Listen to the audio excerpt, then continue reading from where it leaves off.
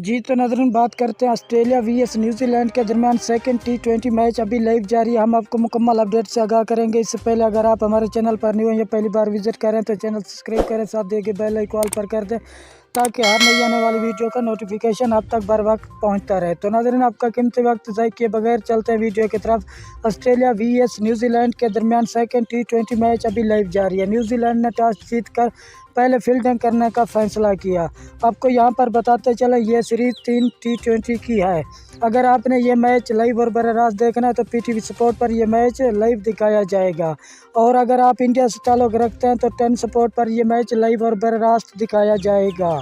और इस चैनल से भी आपको हाईलाइट की सूरत में अपडेट मिलती रहेगी।